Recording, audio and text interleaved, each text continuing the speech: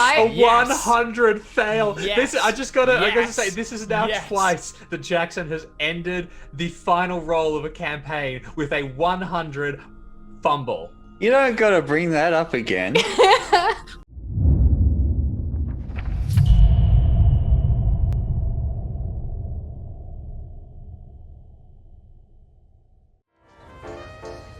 G'day, and welcome to the Stream of Chaos. I am Dave, and I guess I was the Keeper of Arcane Lore for our previous sessions of Call of Cthulhu. I think it still extends through to the Epilogue, right?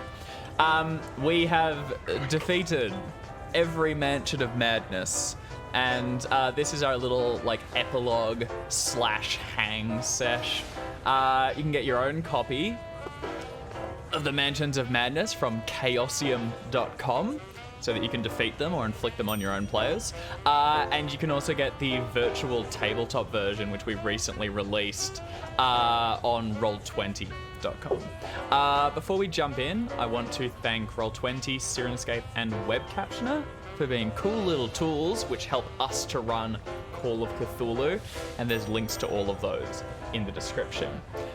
So I'll get each of you to introduce yourselves and your investigators, as they were and as we will remember them, and then we'll kind of wrap everyone's stories up, see what they got up to, what their next steps are in life. Art, why don't you go ahead first and introduce us to Monkey? Me first? Again? Never. Hi, I'm Art. I always go first for some reason. I think it's alphabetical. That's my guess. And I play, or did play, or have been playing, or will be going to have been playing because timelines make no sense. Monkey, who is, I think at this point, fair to say, known on their birth certificate as Devon Fogarty, is 20 years old and is non-binary ? The gender bit's still indeterminate. Also definitely a burglar. Also an acrobat, but definitely a burglar. So, just that's the thing. They are tiny, they are excitable, they're prone curious, to stealing things, yeah. prone to stealing things, and also throwing things. Oh, and they are from Whether the that wrong be timeline. knives. Yeah, and they are technically from a timeline where, yes, no nukes for Samuel. I'm checking at chat. Yes, Devon is 20. Monkey is not a child. It's just they look like one. Monkey Monkey reefed is an illusion. Yeah, well, also just Monkey is size 40, so they're tiny. But yes, Monkey. Hi. Perfect. All right. So that's Monkey. Jackson, why don't you introduce us to Bradley? I'd love to. I am Jackson, and I have been playing Dr. Bradley Fogarty, psychologist to the stars and the mythos and demons and monsters. And Isabella, the most terrifying monster of all. Aw, that was mean. I apologize. Yes, Dr. Bradley Fogarty was a great time. I rolled him up because I thought he can talk his way out of all of his problems. Let's see, because Call of Cthulhu is a game where you can almost do that, I think. So I just wanted to see how far you could push it. I think he did a pretty good job. Yeah, you're not wrong. He talked his way into being a mighty investigator and an all-powerful wizard. That's exactly right. And I mean, that's the measure of success, isn't it? It's how many spells you learn and how insane you drive everyone else. Exactly right. Yeah, excellent. And finally, James and Isabella. Yes, hello, I am James. I played Isabella Watch, the explorer, the deceased, the obnoxious, and the lovable. Yeah, that was me. I don't think she was particularly obnoxious, not on the scale of such Oh, she was things. doing her best. Yeah. All right, perfect. So these are our investigators who have traveled through the first scenario, Mr. Corbett, onto the Cracked and Crooked Manse, through the Code, House of Memphis, and finally the 19th hole. Monkey's not from this timeline. Isabella rightfully should be dead, and Bradley keeps making deals with Yog-Sothoth. So let's kind of wrap up everyone's stories. I think the nicest way to do this would be to kind of 3-tier next steps. Immediately, I want to know, like, what do you guys do immediately after the 19th hole resolves? Do you stay in Europe and continue to explore? Do you head back to America and immediately commit yourselves to asylums? What happens there? Then we'll kind of widen out to the next few years. Do you start up investigative agencies? Do you track down old leads? And then lastly, how do we think these characters' stories end? Do you die isolated in the wilderness and fleeing from edge-leaping monsters? Or do you ascend to something higher, which can be the, the fodder for someone else's scenario? And as we're doing all of this, if anyone in chat has any questions or, just sort of like things they want to say, I guess, let us know. We're happy to answer and just kind of hang out. This will be very casual, I think is the intent. So next couple days, what do you guys think you get up to?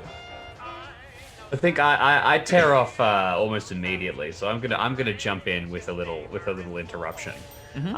I think that we said that we left the estate, the 19th hole estate, and we went to the train in Dundee, and we were going to take it back to presumably down to London or some connecting large city from which we can return to the United States and continue our adventures. But I think that Isabella, at this point, she is aware she's been hunted by the hounds of Tindalos, dogs that can manifest through corners, so she will never be safe, and she's also quite well and truly done with a lot of things. So I think I take the train in the other direction. I actually part ways at Dundee, and I ride the train north as far as it goes up into the Scottish Highlands. And I think that Isabella will ultimately end up chilling in a some kind of country town for a while until, by hook or by crook, taking work as a lighthouse keeper. A nice round building. And that's kind of the short to mid-range epilogue for her. Hell yeah, that's awesome. So, I mean, do you just slip away in the night from the others, or do you take the time to tell them where you're going and what you plan to do? No, I think there's a nice farewell at the train station, and I think that they can see that Isabella is a little worse for wear after everything. I think that she'll give Monkey a lovely, you've got all your life ahead of you, good luck, and Bradley a please stop casting spells. But I do love you dearly. And after a lovely goodbye, we'll essentially, waving from the train, we'll head off in the other direction. Head off towards the north. Wait, you need this. What? I'll give you the diode. Oh, I think this is probably safer with you. Also, make sure you write when you get to wherever you're going. Oh yes, you best believe. I'll have very little else to do, won't I? I don't know what to do with that other than maybe put it in a glass case or throw it in the ocean. It's up to you. I'll do whatever. I'll figure something out. Cheerio. Bye, That guys, was Isabella's taxi waiting. Yeah. The train conductor's leading out. Come on, we gotta go. 5 more minutes. There's 200 people on this train. Why is a Scottish conductor from Boston? Because they're pretending to be a taxi Because driver. we're not very good at accents and we're inconsistent.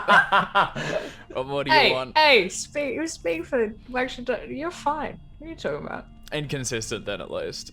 Yeah. Perfect. So Isabella intends to go north and find a nice lighthouse to sequester themselves away in. Is Isabella able to stay out of... I know you're prone to exploring, but you've always kind of been the center of attention in a lot of places. Is she able to kind of hide away at the edge of the world indefinitely? I think she's been the center of attention, but I actually think that she it's sort of a defense mechanism for her. My interpersonal skills, and I have 2 of them above 50, are intimidate and fast talk. They're the ones that are sort of get away from me, don't look at me. So actually she's sort of learnt to be very present without being present. She doesn't need to be particularly charming, and she's not one for the trappings of luxury. It would have been difficult because she doesn't have a ton of money, or at least didn't when she started the campaign. I think that she will be able to hold out at the edge of the world for a while, but I have some interesting ideas of what she might do in the long term, and I think those things might involve boats and journeys out from the lighthouse into the waves, but we'll see about all that.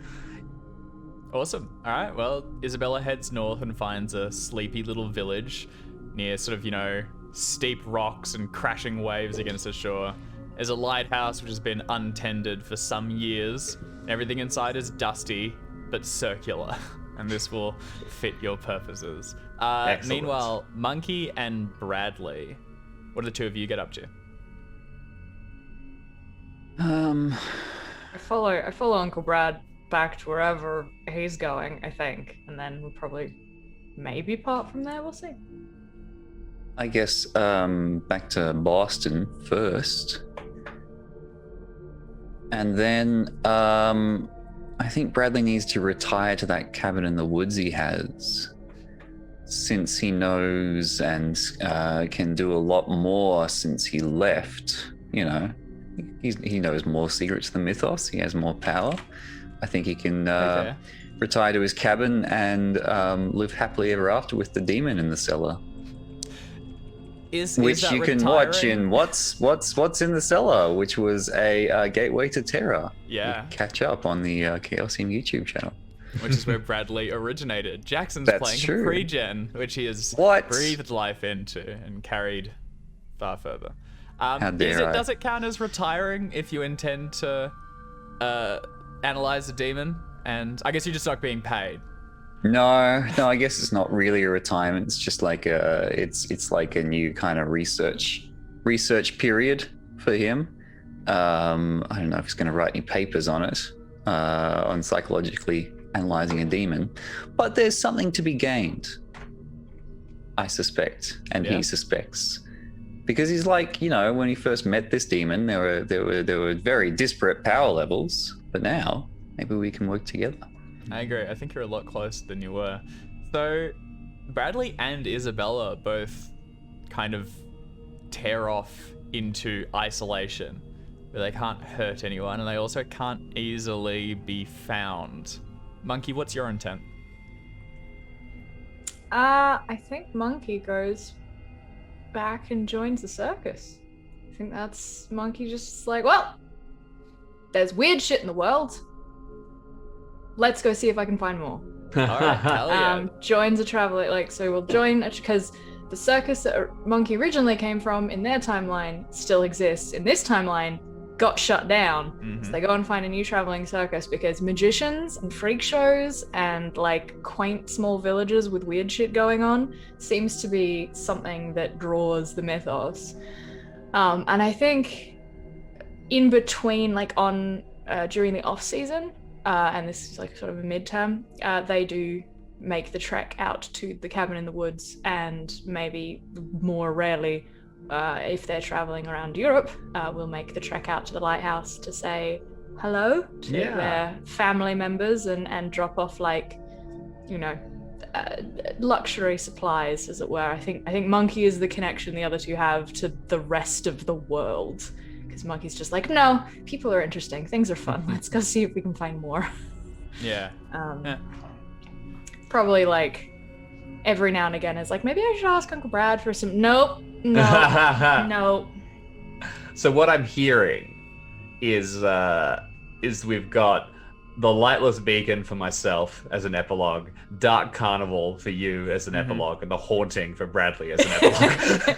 But the haunting was caused by Bradley. Yeah, exactly. Yeah, that's perfect. All right, so Monkey finds another carnival to tour with. I mean, you have fairly incredible skills for it. And like you said, now that your eyes have been opened to the mythos, it's one of those things where you can kind of see it everywhere. It's present, and it touches a lot of things. It's just people kind of have blinkers on and they don't notice it until they've had their first few encounters. So as you tour, you'll find more trouble around you. I don't necessarily think Monkey like goes to solve everything as much as they're just like, I just am curious, and if I end up in situations where I need to like solve things, sure, but for the most part it's more just like, mythos. It's kind of it's there. an observer. Yeah. As sort of weeks turn to months, turn to years, and time rolls forward, Isabella, do you leave the lighthouse, or are you committing to this self-imposed prison?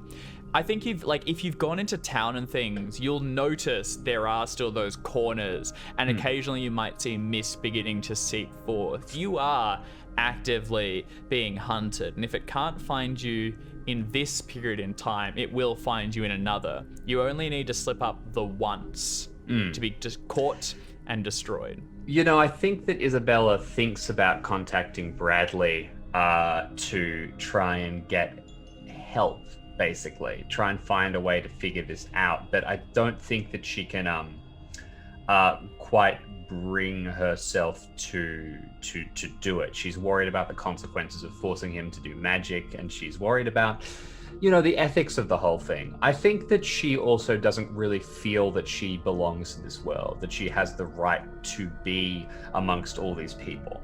I think she does continue with the self-imposed exile, but I think it's I think that there's two factors that I think are a little bit different. I think first that she finds quite a great deal of peace in it. I think that sort of the solid, she is of the type that would eventually be able to become that gruff, solitary lighthouse keeper, I believe, and becomes that more and more. But I think that also she's not satisfied with just the stillness of the profession, being trapped in one location. I think that she starts in the Scottish Highlands, and then ends up, in the far northern isles up near the Fargo Islands, and then I think eventually starts looking further and further north. I'll have to bring up a map to think, but she might end up, lighthouse keeping along the coast of Norway, or up in Iceland or something like that. Traveling for, I think probably Iceland, because then they can make it to Greenland eventually. Further and further north, looking for more and more remote places, still touched by humanity, but very, very distant, I think. Yeah, I dig it. Kind of isolating yourself further and further to make sure that not only do you avoid the creatures hunting you, but there's also that risk that, like, if someone reaches out to help you, they might be affected and injured. Is Isabella at all tempted by... Would you turn to the mythos for answers? It's where the problems have come from, but would you look to a spell or something else that might help you? No, she does not. She does not research the mythos. She is against that. I have I think a final epilogue of what I believe happens to her. Well, should I give that now, or shall we wait till the next round? Let's do the next round.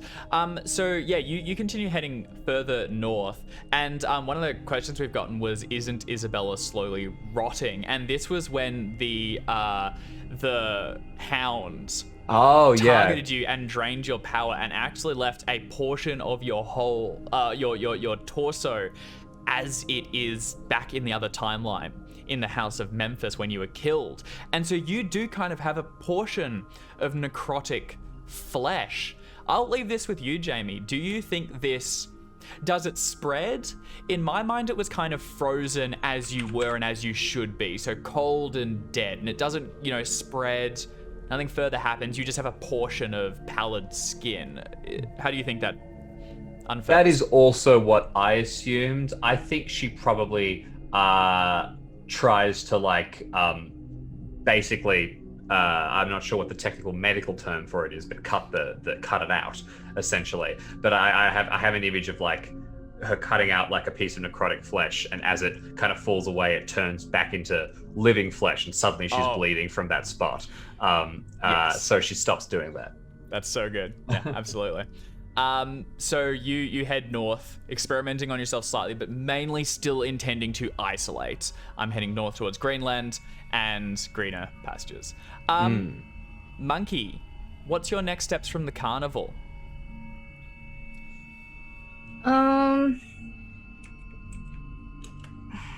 As it like sort of long term now, do you continue to investigate the mythos? Do you try to help people where you can? I think you will observe issues going forward. I mean, you travel so much and you move to fairly isolated communities. You would see strange goings on. People that might worship older creatures, people that are tampering with things that you know full well they shouldn't.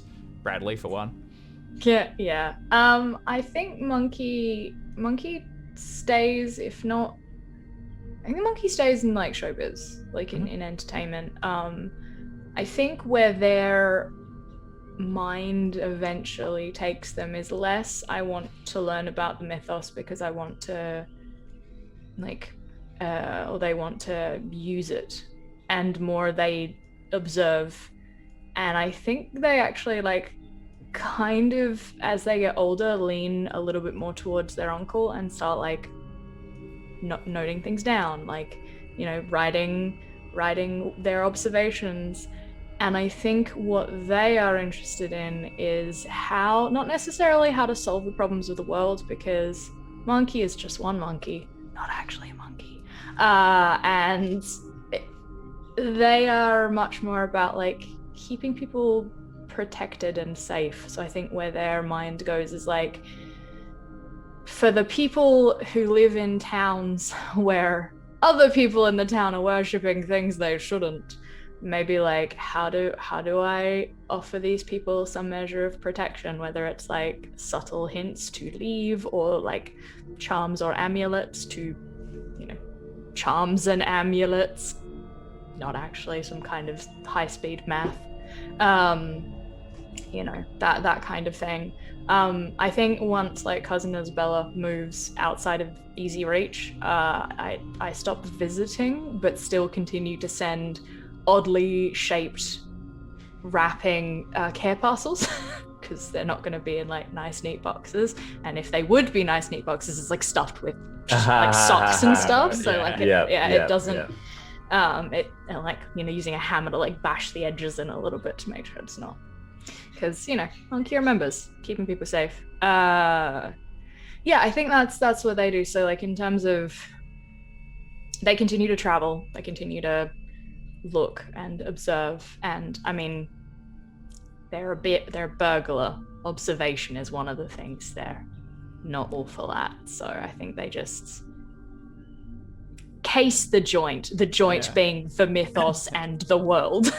Well, it's like you said, I mean, you were never really because if you saw people doing dangerous things, you never really had the social skills to like warn them away from it and have them take it seriously. And especially with you being a stranger in each of these towns you come to, moving in with the troop and then probably leaving fairly quickly after, you might resort to like just, you know, nicking the tome they're worshipping, or quietly sliding a healthier alternative in front of them and hoping that it distracts them.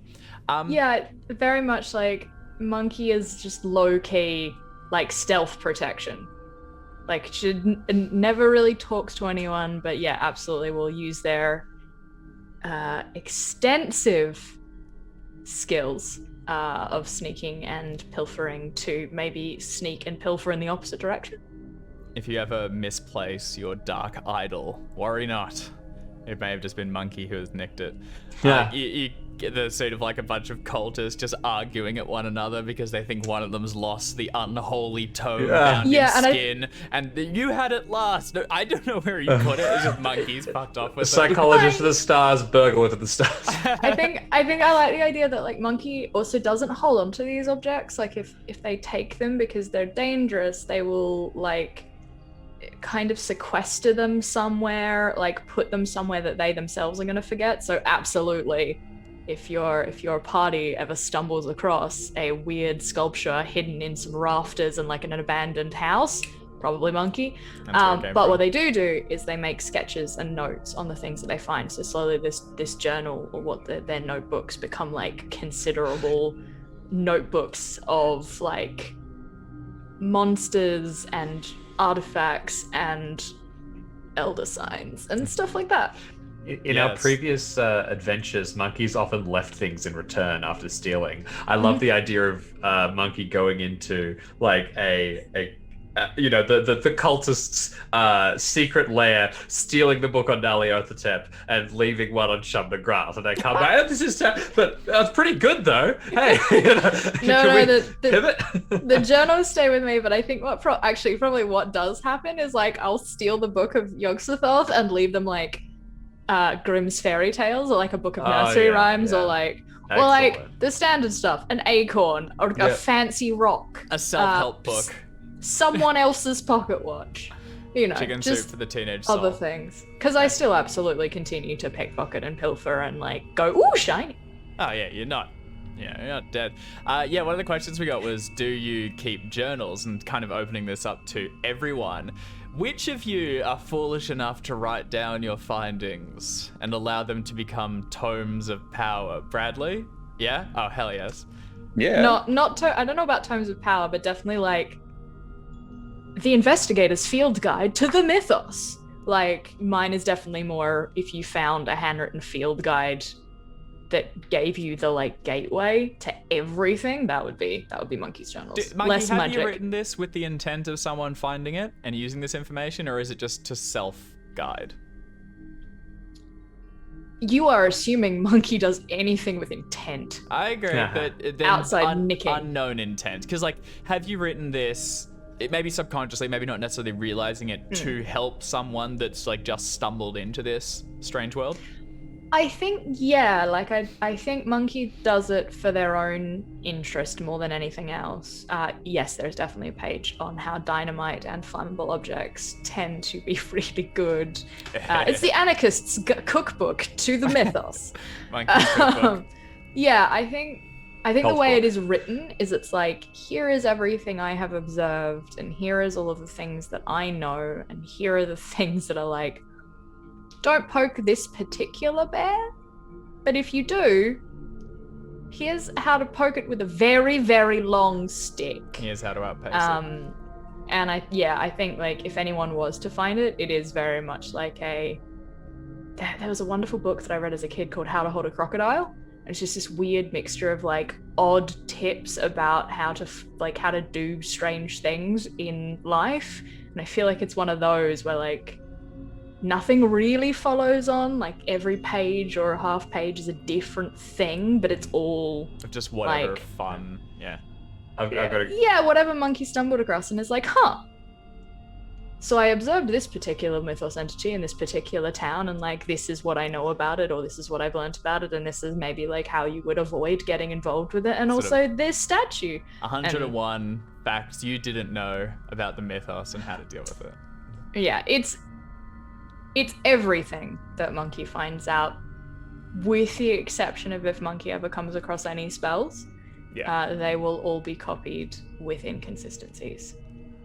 Good call. Leonardo da Vinci. I like it. Self-censoring. There's a great book called The Ultimate Worst Case Scenario Survival Guide, which is just like you're being there's a horde of rhinos running towards you. You've been ejected into deep space, just like... Yeah. I feel like that if you came across this setup, that would be what it seems like until you actually encounter the mythos, and then you'd be like, oh fuck, okay. Bradley is also continuously writing. Yeah. Filling books with his conversations with his pet demon and everything he's learnt. And then I think in the medium term, after moving to the cabin in the woods, he realizes he's going to probably need an extra room to keep all these journals and books. And then, it'd be nice to get a new kitchen in. It'd be nice to have a sitting room by a nice warm fire. Probably gets to astrology at some point. Be good to have an observatory, just a little thing. So his cabin in the woods quickly becomes a mansion of madness in the woods. Hell yes. Over time. Perfect. Inspired by everything that's happened. That's so great. That's what he gets up to. When you talk to your demon friend, it claimed to be spoilers for what's in the cellar and everything else. It claimed to be a sort of like a genie or something. I mean, in theory, this ring that your family carries was it bestowing a wish, and it would love to tempt you with more knowledge. Is your intent going into these couch sessions to help the demon, to return it to, more peaceful times, or would you be tempted by more information on the mythos? Is Bradley above that? I think he knows he can't trust the demon. What was the deal? It's like if I make a wish, then it's free? Is that... No. I don't remember exactly how it went. I have just pulled up what's in the cell. Fantastic, thank you. Give me a refresher course. Remember, the last time you used your fractal servant, it killed an innocent man, so you may be... Yeah, but that's because I told it to. Yeah, I was still in control. It's also though, but like if you're having discussions with it, you're a very good therapist, so maybe this doesn't happen. But if it had seeped through, Isabella is in a very bad condition. You saw the kind of like the death being returned to her, and when she left, she had something like a cool dozen sanity points. She got on that train and she did not look like she was coming back. She's in self-imposed exile, and Monkey's young, and they've got their future ahead of them. The monster, this demon, could offer you the ability to protect those others that you care about.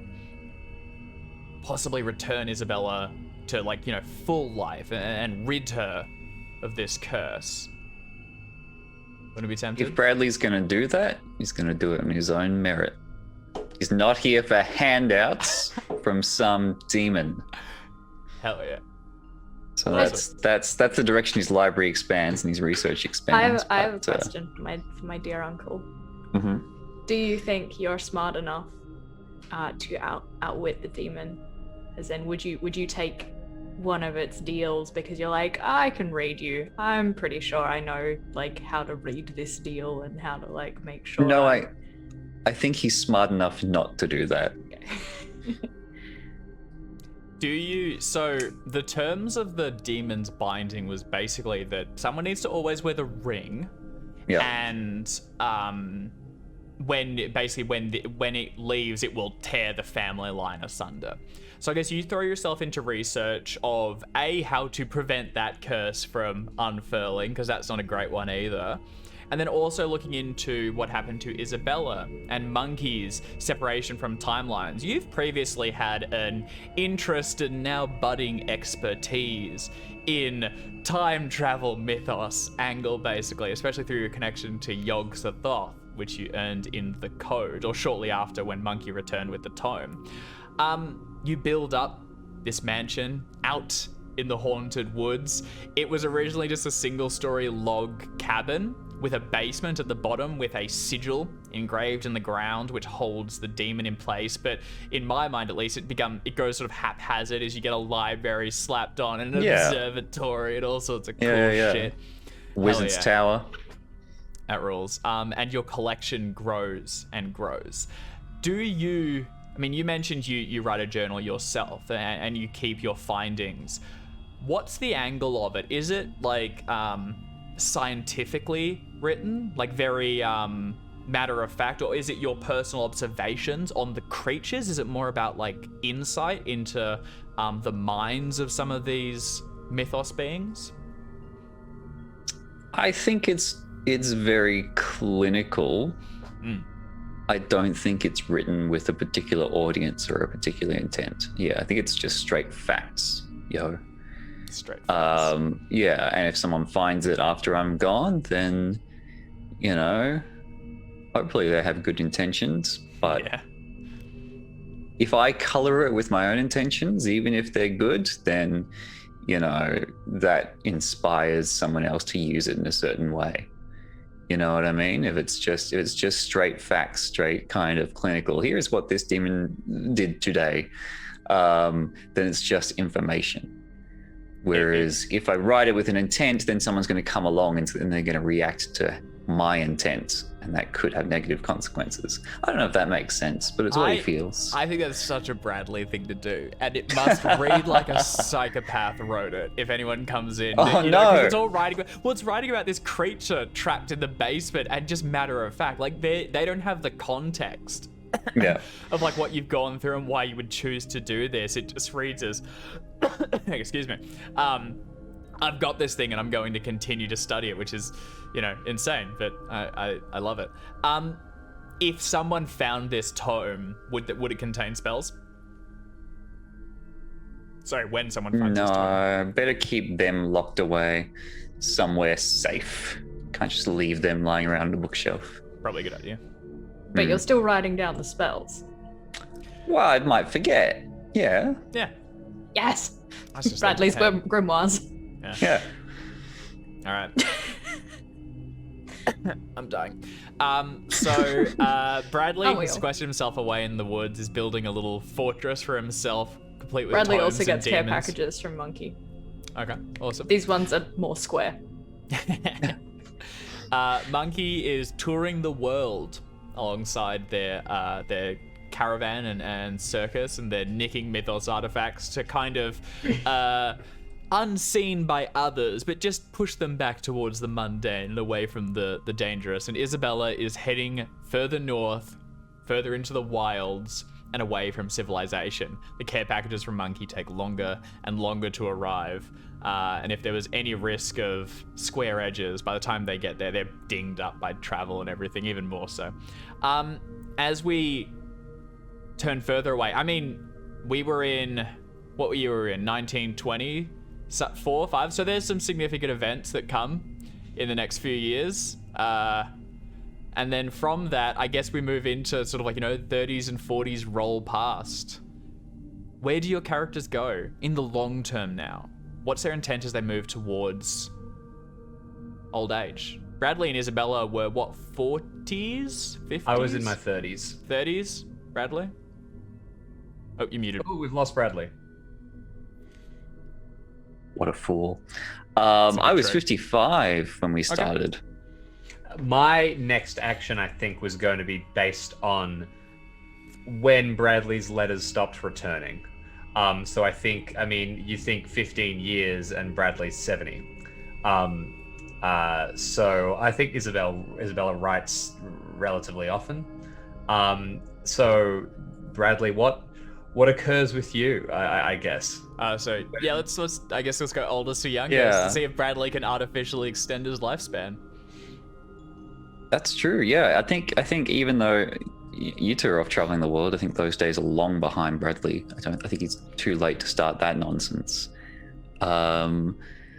So yeah, he will sequester himself in his wizard's tower / mansion of madness, probably for the rest of his life. That makes a lot of sense. He's still got some work to do. He doesn't want to shuffle off just yet. Let's see if there's anything I can find that'll help me stick around longer. So you return to the mythos with now a more, is it in his mind, is it a selfish purpose? Is it, I want to extend my life so I have more time? Or can you trick yourself, convince yourself that you're doing it to help others, that you need to do it to keep this demon locked away, and you need to do it so that you can protect the secrets that you've found? No, it's pretty selfish. It's just I've got this file. It's like chasing a high score. It's like a personal best kind of thing. Like I can measure my worth as a wizard by how long I live. Yeah, it's not selfish. It's like it's pushing himself. He wants to be the best. He's like an Olympian. Well, you're also kind of isolated. Like, who is it hurting if you continue to research? And if you've got this creature trapped here, really it is, for the good of others, if you live a little longer. You throw yourself back into tomes. You can make contacts. You've got a few favors you can call in. One particularly with Mr. Orson Vaughan, which can begin to set up more connections, and you can look closer. Extended life is riddled throughout the mythos. There are a number of creatures that can grant it. There are spells that can pull your years a little longer. I guess there's a few ways that you could fail in this. You could overextend and draw the ire of something a little darker, or even the more mundane mortal mind could turn to yours. And if people begin to realize that there's items of value being collected and he's only by himself, it's one bad night of a robbery gone wrong. It could see the end of Bradley. Jackson. This was exactly my intention. I wanted to become one of the Mansions of Madness. I wanted to build one of the Mansions of Madness that some plucky young investigators get caught up into. So there's two ways. I could see we could do a couple of we could roll some dice and see how things might fare, or I'm happy to kind of leave this with you and you could tell me, do things eventually go wrong? Are you able to kind of draw this out and throw up enough walls that you're kind of forgotten by the world? I like letting the dice decide. Let's let the dice I want Bradley's house to become like a straight up dungeon crawl. Like, that's great. And I want the dice to decide whether these player characters in another campaign take him down or not. So you continue extending the dungeon. How are you dealing with the mortal tradies you need to bring in to build this mad house? Do you lock them in the basement and? It's conceivable I've found some minor mind wipe spell. I think just a little one. Just forget what the first couple of experiments don't go well. Some of them end up kind of babbling in the woods. Which is what grabs the attention of some plucky young investigators, I suspect. But the rest of them, no, they just forget they were here. So yeah, a portion of the woods which people don't remember treading inside, and a few people roaming around the town. Occasionally, a sort of a gibbering, mute will wander back into town and is spirited away to a sanatorium to spend out their days. Investigators will eventually turn towards this area as Bradley, carves more enchantments into the ground. But at this point, we're moving into I reckon 60s, 70s. Oh, wow, he's done well for himself. Are they wearing flared pants when they come for you, Jackson? Yes, and they say, "Let's split up, gang," when they arrive. Scooby-Doo. If and you would have gotten away with it. If Call of Cthulhu isn't your jam, Monster of the Week also a really good one for this kind of shit. I presume that people think Bradley is dead. Wouldn't it be great if the people from this local sanatorium is named after the famous psychologist that died in the area, and you keep sending people to the Fogarty Asylum because they find out you're still alive, and as they get in, they're like, no. That's so good. All right, let's do it. Let's do a dice roll, Jackson. I could see. So Cthulhu Mythos has gotten you a fairly long way. We could do one of those. Has it only increased with time? Yeah, let's do a D20. That's hugely swingy and just generally mad. Let's do one of those. Oh, mate, that just doubled it. Very nice. That just doubled it. I reckon give us a Cthulhu Mythos roll and let's see. Let's go out with a bang. I was on 17, just added 17. So 34. Oh, yes! Oh my god! Yes. A 100 fail. Yes. I gotta say, this is now twice that Jackson has ended the final roll of a campaign with a 100 fumble. You don't gotta bring that up again. Wait, was this the explosion? This was Berlin. Oh god. Jackson shot the moon. Wait, does this mean? I know this could mean that he dies, but it could also mean way worse. That the entire world dies. That he goes mad and now just is an NPC that never. Yeah. I think 100%. Jackson, I leave this in your hands. What were you tampering with? And for all your good intentions or whatever, this goes terribly wrong. And I think death is on the lighter end of the scale. Do you want to leave this actually and come back to you and see what happens and touch the others? Or yeah. I'll have a think. Yeah. All right. I flew too close to the sun. Every single Cthulhu Mythos roll in the entire campaign. Because you got away with a lot. I got away with all sorts of nonsense until now. All right, so In the woods, Bradley Fogarty has begun to mind wipe those that come inside. He's built this meandering mansion of madness, and eventually things go terribly, terribly wrong. But that's not the only story to be told. So Monkey and Isabella, Bradley will be responding to your emails for a while, but eventually I think we'll begin to go quiet. What do the two of you get up to? Would you like to go first, Monkey, or shall I jump in? Go for it. You said you were waiting till the letters stopped, so I think that's... All right. I think the letters stop, and I almost jumped in to mention this as Bradley began his quest for immortality. I think that there comes a time where, Isabella hasn't received a letter for a while, and they were becoming less frequent, written with a weaker hand, whether that was put on or not, and now she's run the maths. He'll be in his late 70s, and the letters haven't come for quite a while. And I think it's at this point, and I think probably in the remote wilds of Canada, I actually think I will have used perhaps my favor from Orson Vaughan to get a very specifically designed bootlegging plane to have taken me across into the far north. And right up, in the we're talking Northwest Passage territory up here, in some remote site, maybe still like a monitoring station, like Alert or whatever. Isabella looks into the mirror, and if this is quite all right with you, David, I think it would be an interesting little thing. Finally acknowledges that she truly is trapped outside time, because with the passing of 25 years, she has not aged. Oh yes, and is this is not what she wanted, and I think that the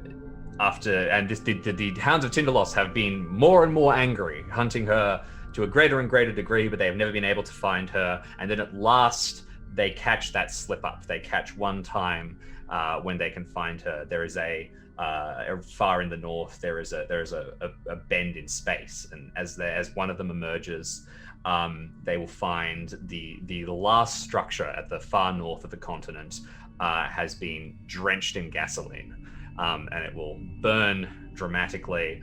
And for a day or two, a experienced tracker might have found a set of footprints heading further north, where there is nothing and nowhere to shelter, and surely no chance of survival. That Isabella will attempt to burn the dog that hunted her, and then set off for a voyage from which she will most certainly not return, venturing further north and vanishing into the snow. Hell yes.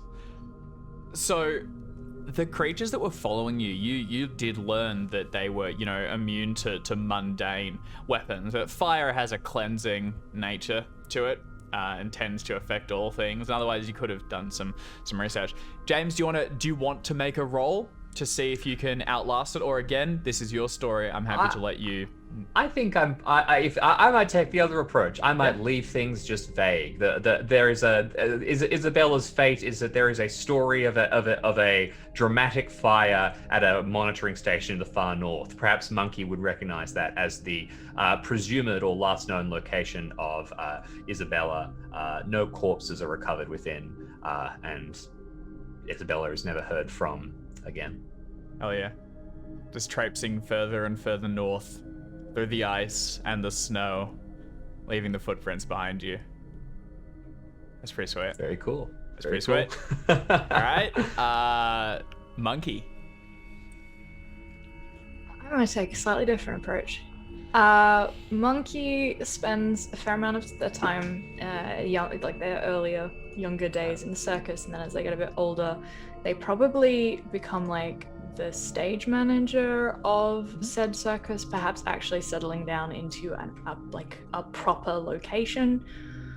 I think Monkey ends up with a family, with like people around them who like they love and they care about, and while they still record their observations, and it's fewer entries and less things as the mythos gets put behind them, it's still something that, like, as they continue their path in life, if they like see something every now and again, they're like, oh, that thing, and they might, you know, pull out their most recent set of notes and just jot something down. But the entries get further and further apart until they are essentially like put in the attic of the family home, probably at this stage, like, you know, grandchildren kind of thing. And I think Monkey, out of everyone, just lives out their days and dies peacefully, most likely before either of their companions. Like, Monkey just ends up having a good life, tells some wicked stories for the grandkids, and just, yeah. So that maybe the books get uncovered in the attic of the house. Maybe they get donated to like a library or an institution. Maybe they get forgotten and lost. Who knows? But I think Monkey, out of everyone, eventually just puts that aside, and instead of being curious about the mysteries of the universe, becomes very curious about the mysteries of just being alive and having a life to live. Hell yeah. Do you think you find any other differences between this timeline and the one you left from? Ooh. I think because the timeline Monkey came from was a lot darker by our estimation when we were talking about it, I think Monkey might actually survive in this timeline where they might not have in the last one. I don't know if that's a difference they find, but I think that's a difference I like the idea of. I think little things. I think, I mean, obviously, you know, they got shunted over into a different timeline when they were 20. They had some things that they remember, and every now and again, maybe something pops up and they're like, that's not how I remember it. But for the most part, it's 20 years out of potentially, you know, 80. It probably becomes less and less relevant. Yeah. It's that sort of, what's the trope with, like, you know, you forget magic as you get older? I mean, it's not like it's self-censoring, but as you turn, when you stop seeking it out, I think the mythos is less prevalent. And when things aren't actively pursuing you, not so much as they are Isabella, you're able to divert to, like you said, the, you know, just the adventure of just life. In happier times, it all makes sense, you know? Making a family, friends, just pursuing mundane work. But when things inevitably falter, when you have those tougher days, you know, loss of loved ones, who knows what else, you've lost contact with Bradley and Isabella, would you turn to powers that you know exist to right these perceived wrongs? Would you chase down Bradley, who's put up walls around himself, to help, or even just to find comfort with? Or do you continue doggedly pursuing a mortal, mundane life and take the good with the bad? For one, I don't think Monkey knows about Bradley. I think when, similar to Isabella, when the letters stop, it's that, okay. And I think eventually, like, when the letters stopped from Isabella, same thing. They were not, you know, like, Isabella was out in some harsh environments. I think it's just a case of, another family member has gone. I think Monkey remains curious, and Monkey remains, like, excitable about things in a way that doesn't go away. They might not be able to, you know, like, flip out of trees anymore, but they can certainly be excited and, you know, twinkle in the eye kind of thing. There's two things that make me say no. One is because Monkey's, like, ideal is always pay what is owed. And so for Monkey, the cost of magic is just that's not a price they're willing to pay. Other thing to take from another piece of literature is death is just the next great adventure. And Monkey, I think at a certain point, just becomes curious about something that isn't mortality, like mortal life anymore. It's like, I wonder what comes next. You know, I've seen everything. I've seen a lot of things at this point. I think Monkey does continue to travel pretty widely. But like they've seen the world, they've seen a family grow, they've seen years pass. They've seen more than years pass. They've seen eons, if you count the time travel stuff. And I think, no. They sort of just accept, like, people go, things change. Yeah. Time to move on. Yeah, and if you, it's all part of it. Yeah, you're gonna take the whole bag. Perfect. So Monkey pursues a mortal life. Isabella traipses off into the ice and cold, and Bradley makes at least one devastating mistake. Bradley. So here he is in his mansion of madness in the woods, with all sorts of mythos, tomes and artifacts and spells and powers woven into the bricks and the mortar and the stones, until a couple of plucky young investigators traipse on up and nimbly dodge all of the traps and circumnavigate the perils and steal the artifacts. And Bradley is frantically trying to escape them and ends up down, trapped in the cellar, where he's only got one means of escape, and that is to make a deal with the devil. Hell yes.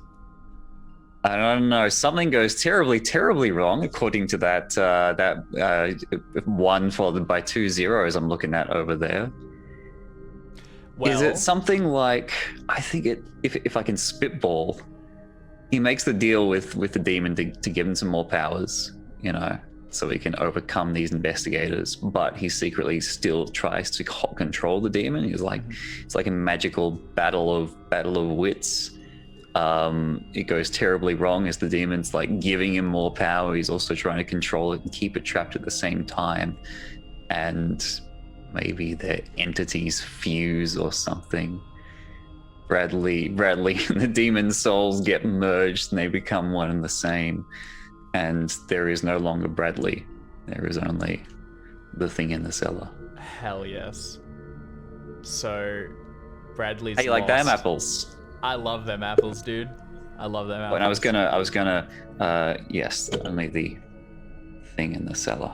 Ah, hell These yeah. are my new toys that have just arrived Hell last yeah. weekend, and I am very excited that, there we go. That's awesome, man. To make things worse, the terms of that demon's deal always were promised power, but at a cost, as you remembered.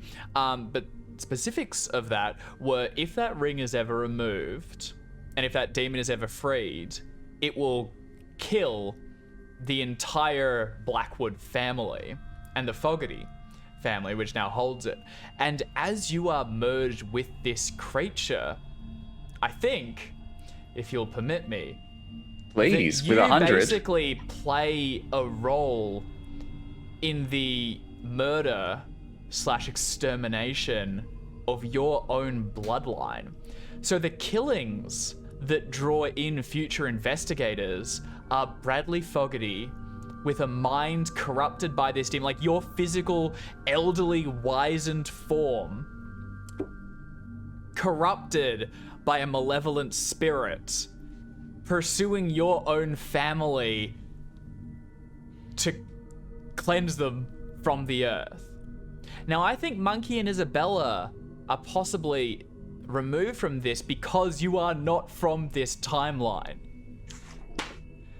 Yes. So Although it would be kind of amazing if like Monkey's great something family members at some point got involved in like investigating what the fuck is going on. Like, Yeah. that would be Hell kind of yeah. cool.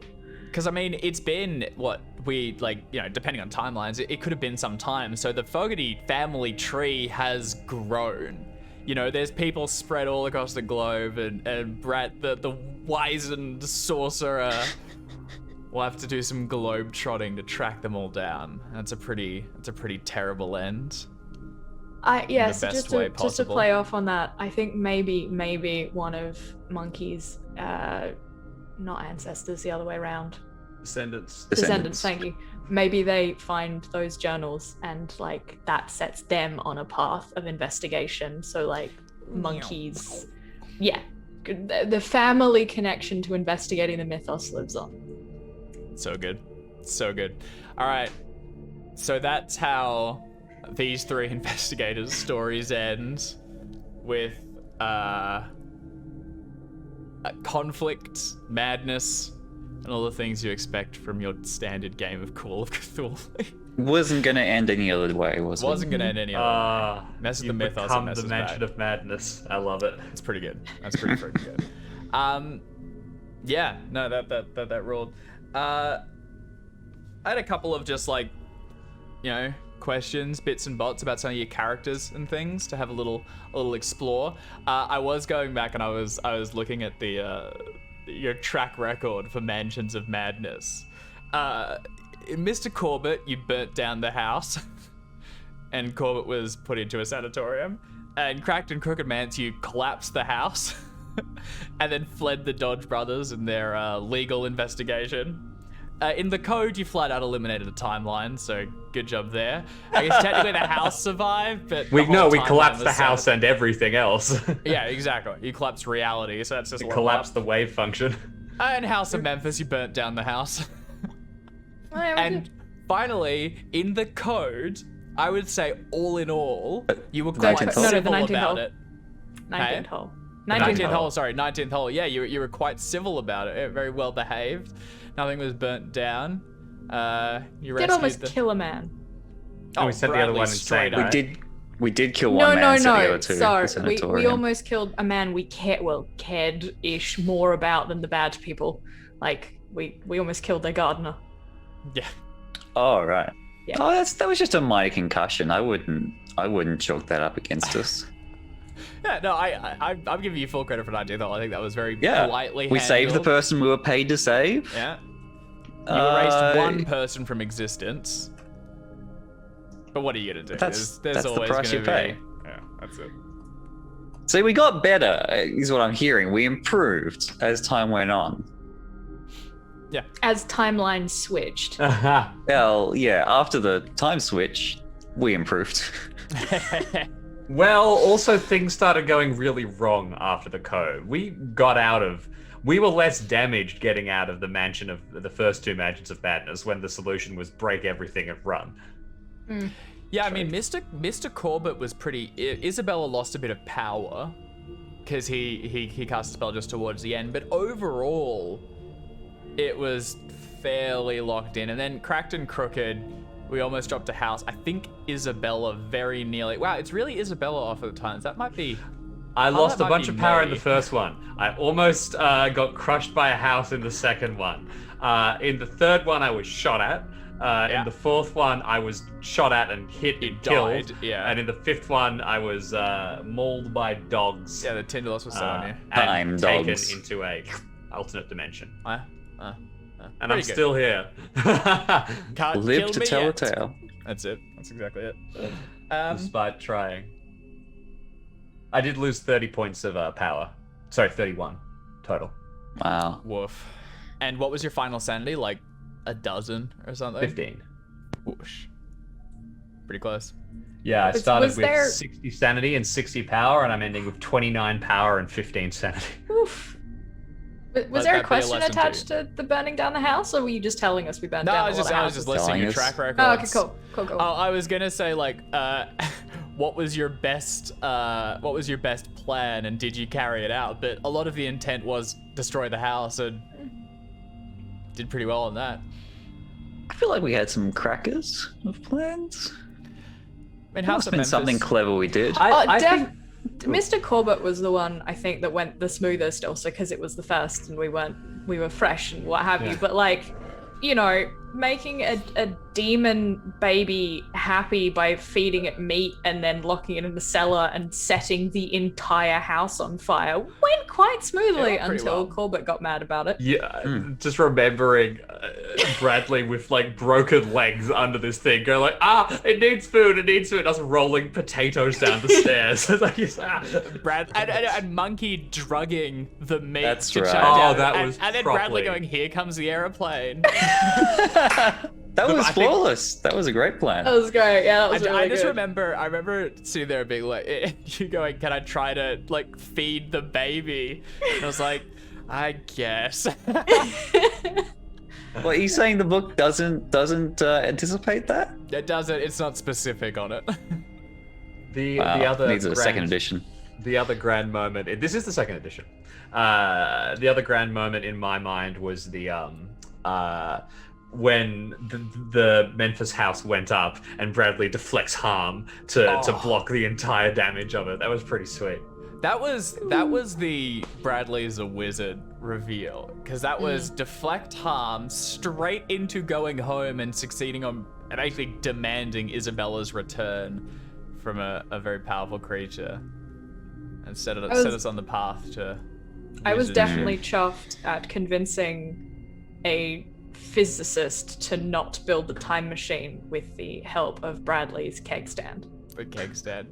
The Time chain. save Oh, the that was direction great. of Yeah, time. keg stand to save the. I also realized that this last sort of kick, we haven't had one of these reviews where we sort of sit down and talk stuff through since we did the Keeper rulebook campaign too. Of course, Gateways to Terror. But calling out some moments from the Keeper rulebook campaign,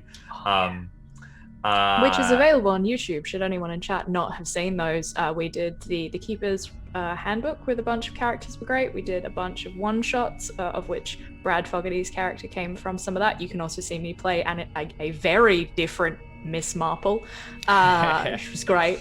But there, yeah, so, and then this is our latest, but those three chunks were between Shadows of Stillwater. So, And this, yeah. And also Shadows of Stillwater, great campaign. Check it out. Yeehaw. yes, but I was thinking that what stuck in my mind is just the complete we got into the mine in amidst the ancient trees. And we killed all of the defense. You know, they have a unit of soldiers, and we threw a grenade and blew them all up, which was amazing. And then we're like, well, time to leave, and we just drove away. Oh wait, was this the dynamite? Was this the dynamite with the black? Yeah. That was like. And then it was like, oh, and the rest of the cultists are just over this hill doing all sorts of nonsense. We're like, no, we got the hostages. Let's bounce. And I think that we killed most of the cultists too. I don't think there was that much left on the other if side. I remember correctly, that was not the start of Dynamite chat. Dynamite happened before that. The door kicked open, and you see the wizened old dude in the Civil War uniform. He's clearly got magic powers. You just whip the dynamite at him. I think you didn't. There was a whole you got room an of people. extreme. Yeah, there was a ton of them back there. Hello. And also, yeah. he had a spell. He had a spell which could create a globe around it to make them invulnerable to the damage. But you got the extreme or whatever, so it went inside. The spell only managed to contain the blast, eradicating all of them. You grabbed the hostages who were dead, and then fled with. They were. Are they? No, we yeah, saved, they were. You saved two. You saved the girl and. Yeah, they were dead because Viv killed them all. Yes, yeah, they were very much dead. But then you no, the left two that we needed. The lake And then one with of the them- thing inside it. One of them became my sidekick. He Yeah, just kind of he went was off a- the he deep was a end and good was like, sort. I'm an investigator. And you're like, no, you're mad, my friend. But, you know, you're Followed fine. He by was a next witch. episode, Bradley. So not Bradley. Oh my God! Look, Stephen Chase. Professor so Chase Professor allowing Stephen himself Chase. to Professor get Stephen kidnapped by Good times. by two gangsters when they said come with us, and he went okay. Get in the car.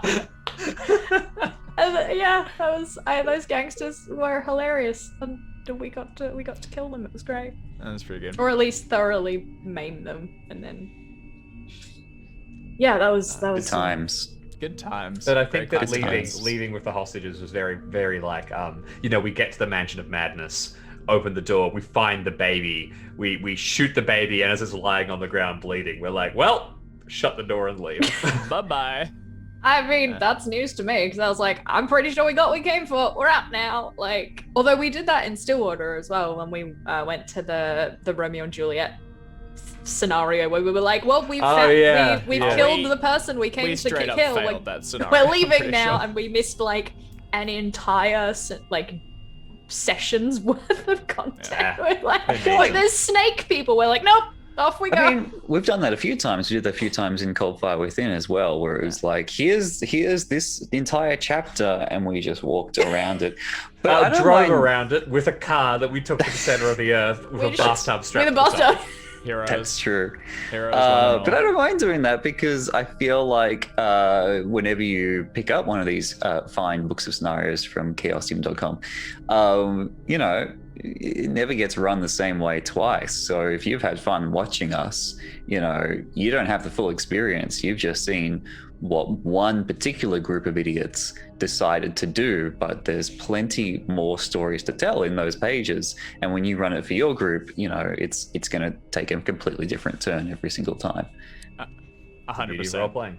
I mean, I've run Cracked and Crooked a few times now. It's a really, really strong scenario, and each time it ends differently. And all these other ones is my first time running each of them, but I cannot possibly imagine House of Memphis ever ending the same way that it did for this stream, or particularly the code. I mean, like, there's just no way. And, you know, it's always just one fumble or one crit away from everything going completely off the rails.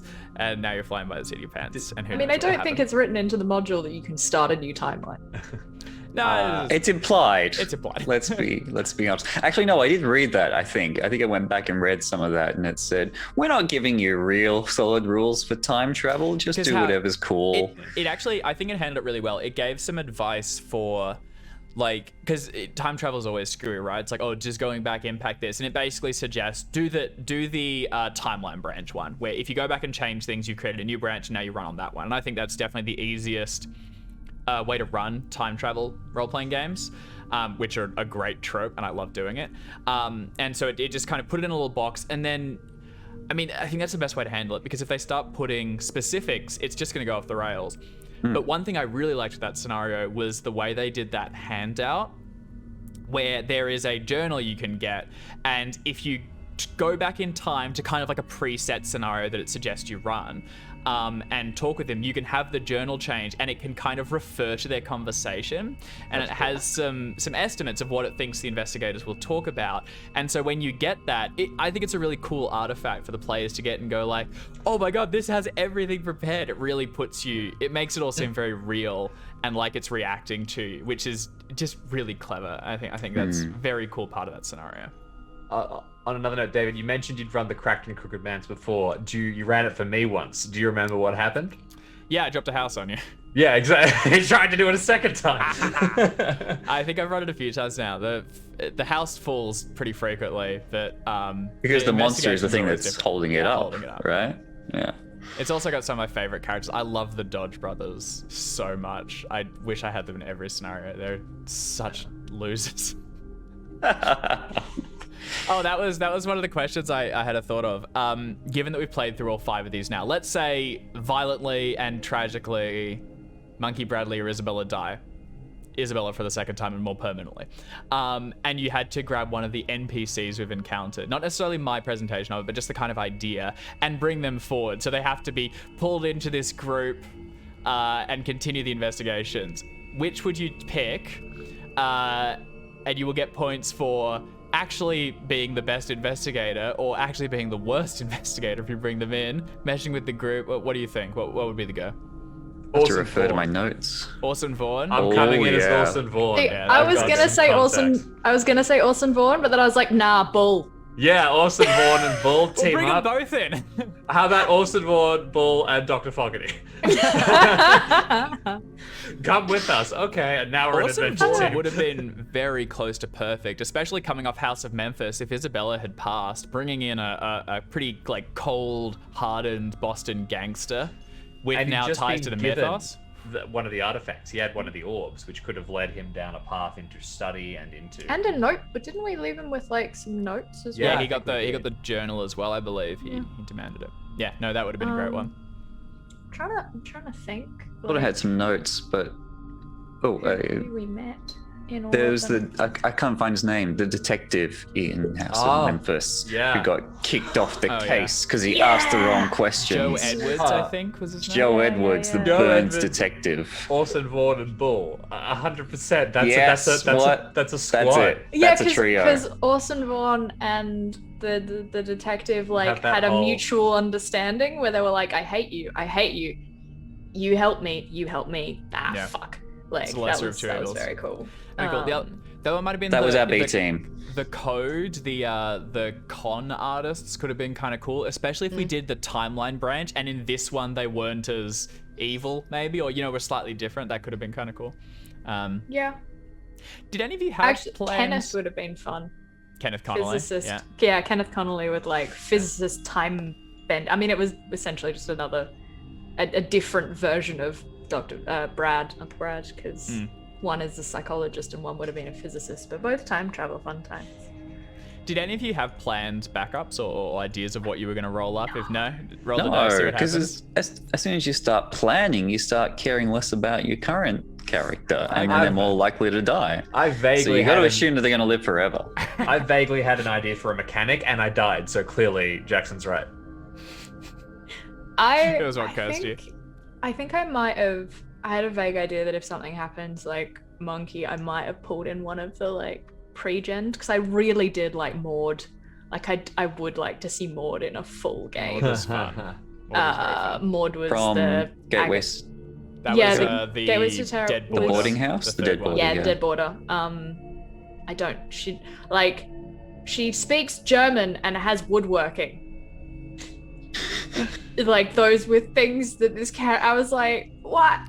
Can't This is outwittle super an weird, elder but- god unless you Yeah. try. Yeah, she was hilarious. Carpenter to the stars.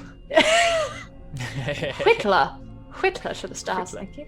Oh, that's right. She's the nosy neighbor, Yeah. which was her thing. So very, very Miss Marple, which I liked. It's very, it's a pretty common, I guess, question or comment I see for people talking about Call of Cthulhu is like, given it's so prone to death and insanity, like, do you pre-roll up characters? What do you say? And in some scenarios, like James and I have played Beyond the Mountains of Madness. And that one, when you journey to the far south, is a bit tougher to wheel in a second investigator. So you do have to kind of think about it a bit. But for a lot of them, I agree. I think you tend to kind of just take it as it goes. And then if your investigator perishes, you can roll up something else and figure out what you need. Something that suits, maybe grab an NPC or just invent something wholly new. And Also, like- Shout out insane. to Pastor Muncher, who was shot in the head in that campaign. What up? I mean, the thing about like what I'm finding, because these are like before starting this stream, I hadn't played a lot of Call of Cthulhu, and like it's got a reputation for being very like everybody dies or goes mad. But like Shadows over Stillwater, we did like a 20-something episode game where the only people who went mad were like right at the very end story arc. Woo! But like some of our characters have gotten close to mad, but with the exception of Isabella, we haven't had anyone die. So I think it's reasonable to go into it being like, this is my character, knowing that they could die, but not rolling, like not feeling like they're definitely going to, because we have survived, although we did have a ring of luck. Shadows Okay, over so- Stillwater was pulp, which did make it a lot more that's it. survivable. But yeah. To be Also, honest, it's- I have heard you say before, Dave, that the way you and Jamie run games is pretty much pulp, just without the pulp rules. Like, and now you've passed that on to me and Art, so now we're kind of following in those footsteps. I think because we're young role players, we didn't come up in the 70s where dice were merciless and characters were fragile. We get too attached, but also we like being heroes. I think that's how we Also- come into things. I think it is like depending on what you're doing it for. it's fun when you have a character that goes over more than one session, and like so that if they do die, oh god, the character is dead. But like we're also obviously dealing with like being on a stream and with people getting attached to characters, like And sometimes having to pay art budget for character Yeah, art true. every That's now and the then. thing. I think there has to be the threat of death and insanity, and I mean that's just the best part of role-playing games for me is letting the dice fall, and then dealing with it, you know, as a bit. And we have had more than a lot of situations where if the dice had not gone according to plan, like, you know, if they hadn't landed, we would have lost those characters. I mean, House of Memphis in particular, we were inches away from losing Bradley and Isabella in that. If Bradley had gotten burnt to death. Oh yeah, you know, and without so the many of deflect these, harm. if the creature had, you know, rolled, because they're just one crit away or one extreme off just absolutely annihilating someone. I think it's a lot of its running style, and I tend to enjoy that. Like, you know, you're in a bad situation, I'm going to throw it to the player to see what they are going to try and do to get out of it, and let them have another shot at rolling something, because if they fail, it's now their fault, not yours, that they died.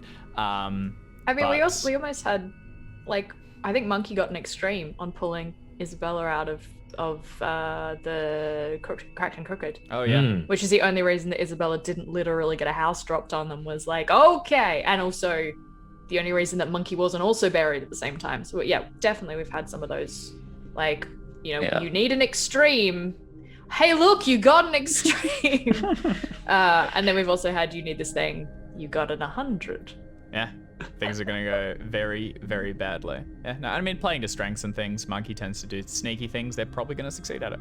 And you know what you're good at, and you're able to deal with it accordingly. I was gonna say, I realized the other week, we always knew the Monkey was super sneaky and super stealthy and super acrobatic, pretty much built a rogue. Yeah. And then by the end of the campaign, it became obvious that I built a wizard, and Isabella was a fighter, wrestling an barbarian, extra-dimensional honestly. being with her bare hands. Like, We just built like we got the D&D trifecta. version 0. Yeah, man. Yeah. Like Tropes thief, are fun. wizard, fighter, done. You've seen a cleric if we branch out to 4. Yeah, no, tropes are fun, and it's a good to sort of, you know, build characters around a framework. Tend to find. Based on your characters that you've played, you know, the different styles, like you said, kind of a rogue, kind of a fighter, kind of a wizard. What do you think? I know we're going to Reign of Terror next, where we are going to be playing a trio of pre-gens, all French soldiers, which will be cool. But when you next create a character, or when you next, even choosing from the pre-gens, I guess, are you going to take something similar?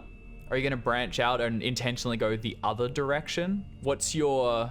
What do you want to see in your next character?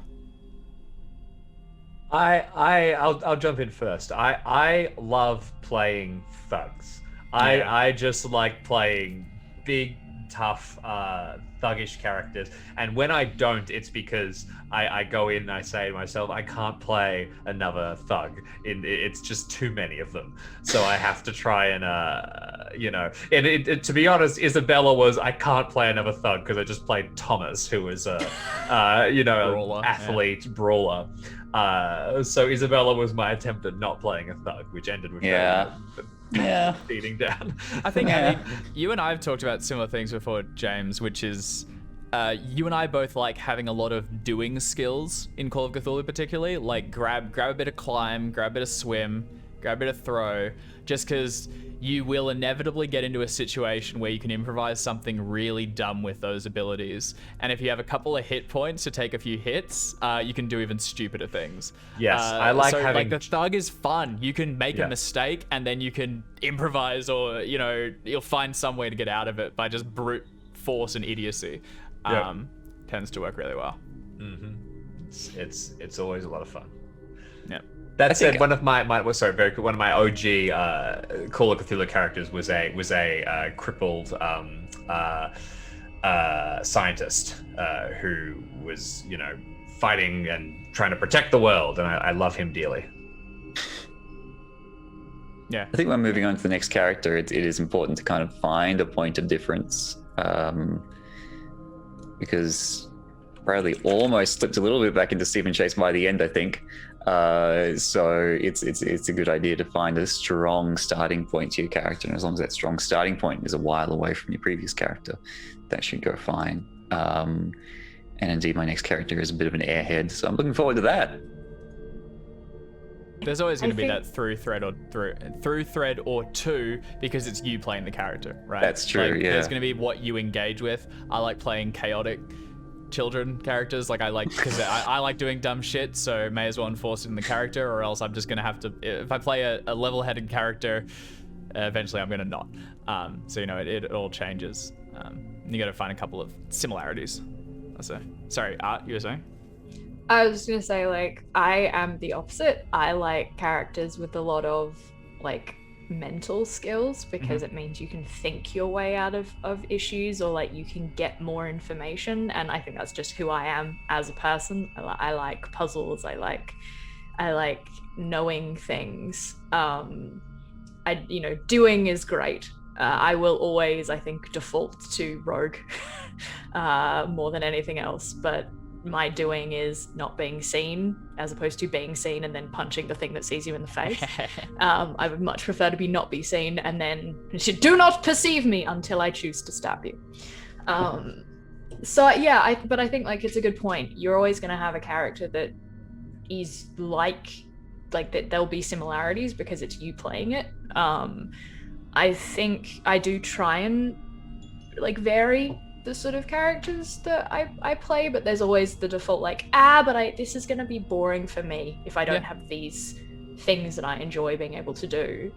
The other thing for me is for my character generation, not for one-shots or for like shorter run things, but for longer run campaigns, I tend to start with a concept of who the person is and build from there. I don't do it the other way around. I don't like, sometimes I'll use the mechanics, but usually it's like I'll have an idea of who I'd like to be.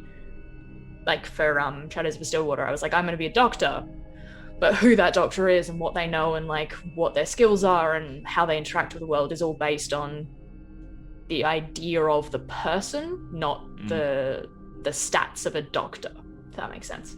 So yeah, I always love just hearing the strategy that people use for creating characters, because it's always so different. You get the people that want to roll the dice and then build it from there. People that maybe take an archetype, which I can definitely am. I do that frequently. And then those that build from the character up. My own one that I tend to do is there's a great random word generator, which gives you slightly weird English words, and I always will roll until I find a word I like and look up the definition and then build a character kind of based on that. Everyone's got like a little strategy and a trick, or like people that use music a lot to like build like a playlist for the character first maybe and get a feel for them. I always like that strategy as well, which is cool. I go with vibe.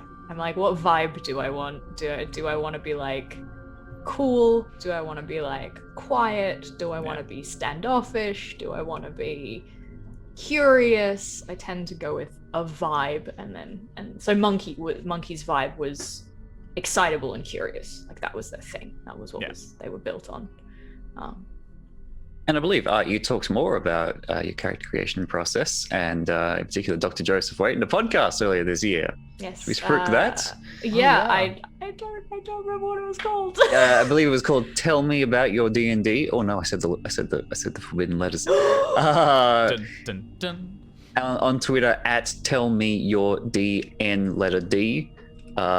Which is a fantastic podcast about games and character creation, hosted by... I only know the Twitter handle. Twitter handle is Telemann. I don't know their actual name. Look up Tell Me About Your D&D podcast. Scroll back to January and you can hear Art talk more about character creation process and Dr. Joseph Waite from Shadows over Stillwater. That one was definitely like a really deep character creation process. Like I went into full like acting techniques to get that character down because I knew that was going to be around for a while. These characters though are very much like, I have some vague ideas about who they are, but they'll stick around for like 6 episodes. Yeah. So hell yeah. I hope that the person I play next is different, but I'm me. So That's it. There's always going to be something. No, that's cool. I mean, I'm also going to be... So the next one we do is going to be Reign of Terror, Hey. which is French Revolution, Call of Cthulhu, and I'm not running it. That way. James is running it. Because he speaks the language and he wrote on the book. So, very good reasons for him to Yes. hey, Le Blanc Rouge in the background. Very good. vive la take it. No, France. no. Vive la France. Yeah. So Art, Jackson, and I are going to be jumping in as investigators. We are a trio of soldiers as things go terribly, terribly wrong. I'm the sergeant, so I get to tell the two of you what to do. You're also a monarchist, which means if I find out, I'm gonna kill you. For those who are interested as well, Reign of Terror is actually was developed into a full source book, but it is an optional extension to the Masks of Now the Uthertep campaign. Horror on the Orient Express. Sorry, Horror on the Orient Express. I got the two grand 50-50. campaigns mixed up. Horror on the Orient Express campaign. So if you are interested in the Horror on the Orient Express campaign, you may be interested in the Reign of Terror scenario. Yeah, and I think as far as the information contained within, I don't think watching our Reign of Terror campaign, it might tease some stuff that happens in Horror on the Express, but it shouldn't be open spoilers. So you should be fine to watch it. And though it might, suggest some stuff that might happen, you'll hear our theories being thrown around. It should be pretty observable. Shout out to Pastor Monster, who was shot by the same person in that campaign. At this point, it's his fault, and what are you gonna do? James, how do you pronounce your surname? Oh yes, no need for Samuel. My last name is pronounced Cookia. It's basically the word for seashell in French. Oh, hey, Delightful. Neat. Yeah, so we're going to be jumping into Reign of Terror starting from next Saturday, and we're also going to be slightly fine-tuning our time slot. We're going to be pushing back an hour from when we're beginning recently. So, and look at me go. I Googled what the time zone's going to be. So we're going to be starting at 10 a.m. in Melbourne, and on the East Coast of America, that's 8 p.m. West Coast, that's 5 p.m. And if you're in the UK, it's midnight GMT. So yes, information to figure it out from there. What a time to be playing Call of Cthulhu and watching Call of Cthulhu. Spooky as Tune in hell. at midnight. The witching hour. The witching hour is actually like 3 in the morning, isn't it? It's not midnight, I think. I think it's the dead of night, which is not necessarily midnight. I mean, especially if you're in one of the countries in the world that has to suffer the indignities of daylight savings, it's definitely not midnight, because that's not midnight. Yeah. I hate daylight savings. Yep, it's the hour between 3 and 4 a.m. There you go. There you go. And Awesome. most Because- people should be or are asleep. Also referred to as the Devil's Hour, due to it being a mocking inversion of the time in which Jesus supposedly died, which was at 3 p.m. Also referred to as Dr. Fogarty's hour, because he's a wizard. I had no idea. That's interesting. That's where he gets his best ideas. Oh, we've got a question. Is that coming to Roll20 also? You may have noticed that we have shown the games which we are playing on Roll20 before they are released. James and I are actually the ones that develop most of those that go over to Roll20. So a lot of the testing happens on stream. So we are currently working on Reign of Terror. We're guinea pigs. Yeah, you absolutely are. Unwilling guinea pigs. We didn't ask them. So we are working on Reign of Terror now, and it will probably be released at some point during the campaign, because we're getting all the maps and things plugged in. I think we're allowed to say that. I think we're. Well, we'll say it Yeah. confidently, and we'll see what happens. Are you credited? If I go and buy Mansions of Madness from Roll20, am I going to see your names in the credits? Not ours, think but that all the authors and things are included. Yeah. And someone in chat says we need to get a mask. If we do masks, get hype. Oh, masks is going to be massive. We have had a look at masks, and it's definitely on the wish list of things we'd like to run. It's the big one. It's the white whale. monster. It's the white whale. That's it. Yeah. Did he get the white whale? I haven't read Moby Dick. Did he win? Who won? Whale or The sailor? only thing I know about Moby Dick is my name is Ishmael. That's it. That's all I know. Okay. Also, there's a whale in it, and it's got nothing to do with whales. It's Yeah, it's a called metaphor or Ahab. whatever.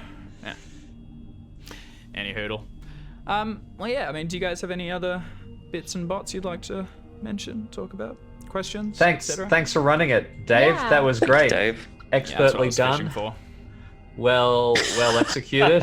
I'm curious to know what, because I haven't played Mansions of Madness before. I'm curious to know what we might have missed, if there's anything we missed. Alternatively, we Well- can not talk about that because that might spoil it for anyone. Well, watching, I but- think if you want to find that out, you better go to chaosium.com, where you can pick up relentless. Mansions of Madness, either in physical form, where it will ship to you from Chaosium's closest warehouse positioned around the globe, or get it in PDF form, so you can download it instantly. Plus, I believe if you buy the PDF and then later on you decide you actually want the hardcover as well, then you'll get the credit back for the PDF, so you get a discount in buying the hardcover, which I He's think is good. pretty cool. He's Bricks and good. mortar. He's Anything very you, good. any That's any exactly PDF right. you buy from chaosium.com comes off the price of the hardcover, and if you buy the hardcover, you get the PDF. Yeah, There you it's a go. good system. It's a very good system. Jackson is our official spooker. Someone's he gotta do does it. not work for Chaosium. He's just really good at this. Yeah, no, he's a good I'm guy all to about do it. that hustle. All about the hustle. All about the grind. All day to about day. that hustle. All right. Well, thank you guys so much for playing, and thank you for everyone that watched all of our sessions or any of our sessions or tuned in now and doesn't really know what's going on. Cheers for being here. This is going to be up on the YouTube, and so will everything else going forward, so check that out. Starting next week, Reign of Terror with James running. I'll be in another seat. It'll be very cool, and that'll go on the YouTube as well. And then from there and onwards, who knows? On and on and on. More and more and more. So thanks, Until the everyone. inevitable heat death of the universe. Uh-huh. And that's when we might consider stopping playing. All right. See you later.